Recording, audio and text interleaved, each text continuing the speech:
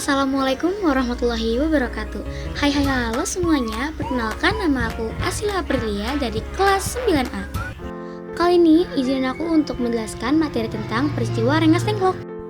Apa sih Rengas Dengklok itu? Rengas Dengklok adalah sebuah kecamatan di Kabupaten Karawang, Jawa Barat. Daerah ini merupakan kota kecamatan atau munisipal yang memiliki keterkaitan dengan sejarah Indonesia mengenai proklamasi kemerdekaan yang umum disebut peristiwa Rengas Dengklok. Apa sih latar belakang peristiwa Rengas Dengklok?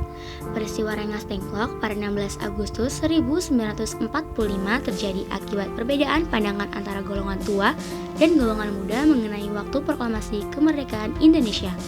Golongan muda yang menginginkan proklamasi segera tanpa campur tangan Jepang, mencuri Soekarno dan Hatta ke Rengas Dengklok agar mereka tidak terpengaruh oleh Jepang.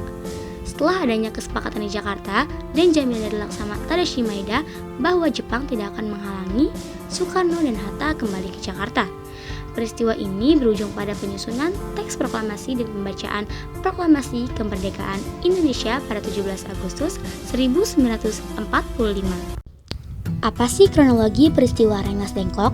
Peristiwa Rengas Dengklok terjadi pada 16 Agustus 1945 ketika golongan muda yang dipimpin oleh Soekarni, Chairul Saleh, dan Wikana menculik Insinyur Soekarno dan Dr. Andes Muhammad Hatta dari Jakarta ke Rengas Dengklok, Karawang.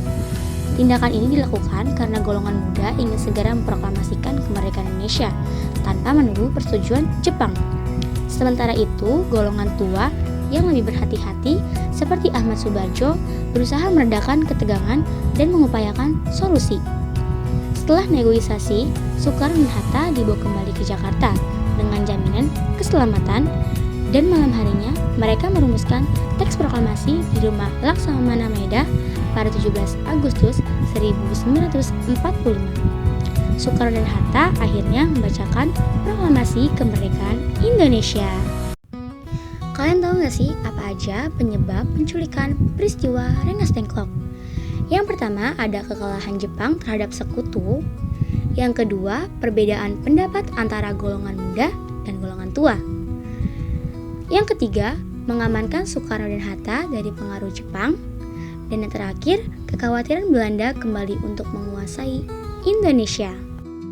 Ternyata ada beberapa tokoh yang terlibat dari peristiwa Rengas Dengklok.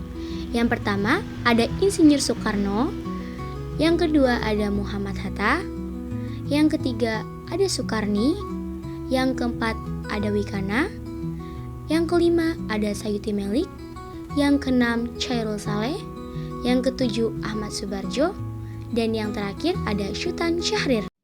Nah, bagaimana sih akhir dari peristiwa Rengas Dengklok?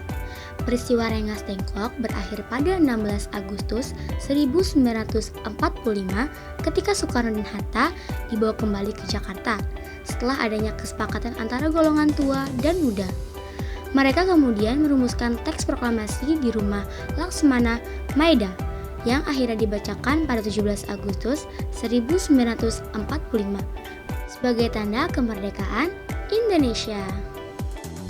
Di balik sebuah peristiwa, pasti ada makna yang tersembunyi. Apa aja sih makna peristiwa Rengas Dengklok? Yang pertama ada mempercepat proklamasi kemerdekaan Indonesia. Yang kedua, menunjukkan semangat dan kegigihan pemuda Indonesia dalam memperjuangkan kemerdekaan. Yang ketiga, menjauhkan Soekarno dan Hatta dari pengaruh Jepang. Yang keempat, menyadarkan Soekarno-Hatta agar tidak terlalu bergantung pada Jepang. Dan yang terakhir, menjadi saksi bisu kebebasan bangsa Indonesia dari belenggu penjajahan.